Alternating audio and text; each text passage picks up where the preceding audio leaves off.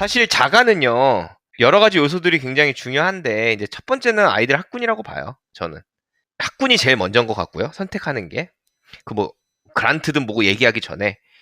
그래서 학군이 안 들어가더라도, 최소한 내가 애들을 보낼 만한 학교랑 근처여야 돼요. 너무 힘드니까, 안 그러면 출퇴근하면서 아이들 드롭 픽업이 너무 힘들게 되니까. 뭐 잘 아시겠죠? 이미 시드니에서 계시니까. 시드니랑은 좀 다르게 브리즈번은 극명하게 조금 달라요. 강을 기준으로 위쪽은 백인 동네가 많고요. 남쪽은 멀티컬처럴입니다. 그리고 남쪽이 아무래도 좀 공부를 좀 더 많이 포커스를 해요. 아무래도 이민자분들이 많다 보니까 좋은 학교든 뭐 보통 학교든 좀 공부가 아무래도 좀 더 치열하고요. 북쪽으로 가면은 이제 좀 더 자유롭고 그냥 우리가 생각하는 아이들은 건강하고 바르고 밝게 자라면 돼라는 주의가 조금 더 세고요. 좋은 점은 시드니 같은 경우에는 셀렉티브 하이스쿨 뭐 시험을 보고 가고 막 이러잖아요. 여기는 한두 군데 학교 빼놓고는 내가 집이 멀어도 들어갈 수 있어요. 폼을 써가지고 들어갈 수 있습니다. 그래서 이제 그런 거는 시드니보다 조금 루즈합니다. 아직.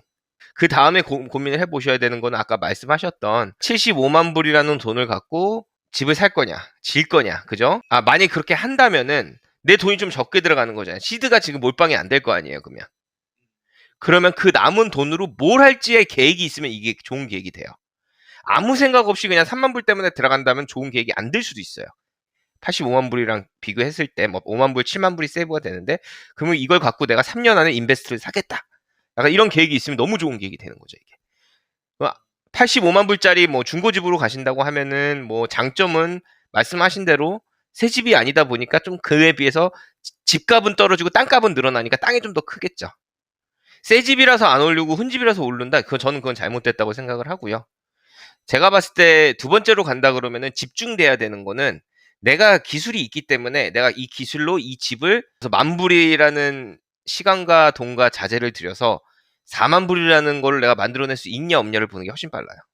자가를 늘려가는 거는 굉장히 좋아요. 왜냐하면은 세금이 없어요. 그렇잖아요. 내가 지금은 85만 불짜리 사. 엄청 레노베이션을 했어요. 그리고 나중에 뭐 5년 후에 100만 불에 팔았어요. 15만 불 차익이 생기는 건데 거기 세금이 하나도 없어요. 왜? 내 집이니까. 그리고 그 다음에 100만 불짜리 사. 또 레노베이션 열심히 해요. 그래서 130만 불에 팔아요. 또 그 다음엔 150만 불짜리 사. 또 이렇게 가는 것도 한 가지 방법이에요. 늘리는 것도 좋지만 근데 이거를 가능한 이유는 본인이 할 수 있기 때문이에요. 그래서 어느 순간 내가 2밀리언짜리 사수게 될 수도 있죠. 물론 이거의 단점은 있어요. 우리 집은 계속 공사판이에요. 이거의 단점이 이거예요. 장점은 세금을 하나도 안 낸다. 엄청난 장점이에요, 이거는.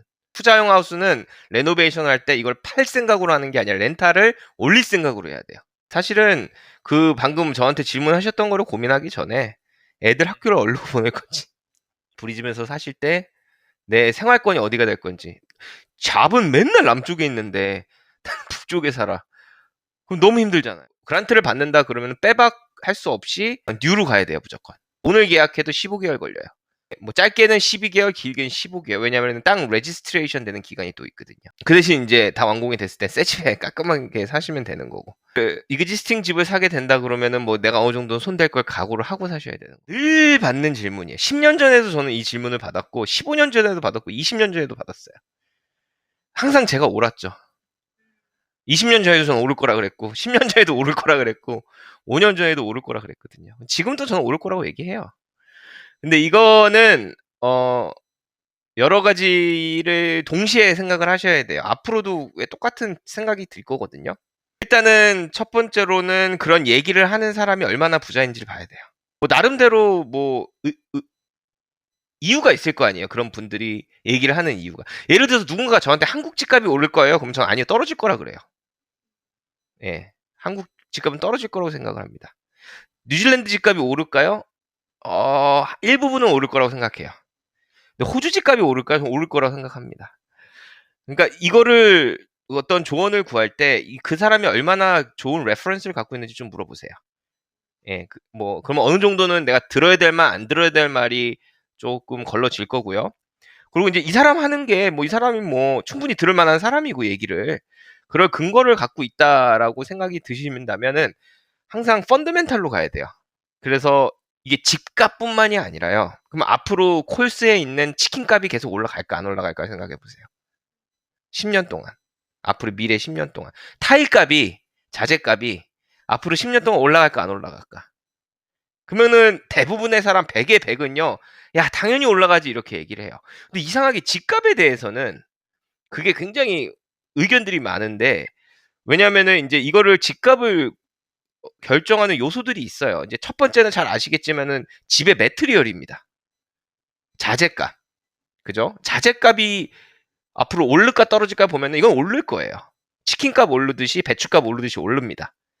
두 번째는 이거를 집을 짓는 레이버예요. 그러면서 앞으로 뭐 타일공, 뭐 페인트공, 뭐 벽돌 레이어, 브릭 레이어 뭐 모든 사람들의 웨이지가 앞으로 올라갈까 떨어질까를 계산하면 오를 거예요. 이것도 떨어질 일은 없죠. 그죠? 네. 그리고 그러면은 이렇게 비싼 집이 지어졌을 때 앞으로 들어올 사람이 있냐 없냐를 봐야겠죠. 안 들어오면은 손해 보고 파는 거기 때문에.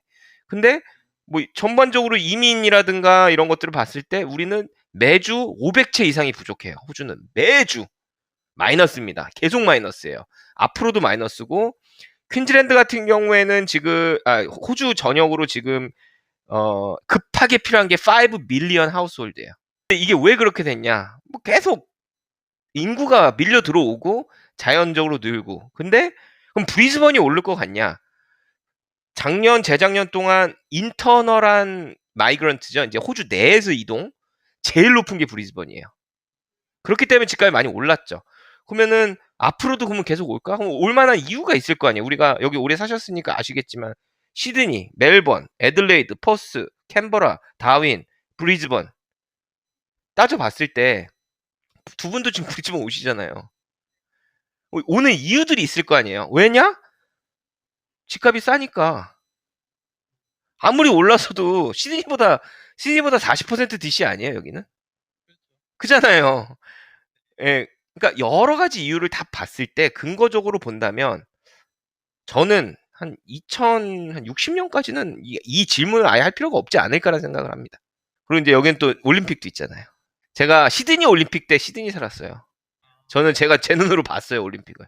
엄청 어마어마했죠. 똑같지는 않겠지만 저는 10년 안에 짧으면 정말 짧으면 10년, 늦으면 15년 안에 브리즈번 집값이 지금 시드니 집값 이상으로 된다고 봅니다. 그러면은 시드니는 더 멀리 가 있을 거예요. 그때 가면은. 지금도 비싸다 그러고 1960년대 뉴스를 봐도 시드니 집값 미쳤다 그래요. 그때도. 30년 후에도 시드니 집값은 미쳐 있을 거고 브리즈번 집값은 너무 많이 올라서요가 될 거예요.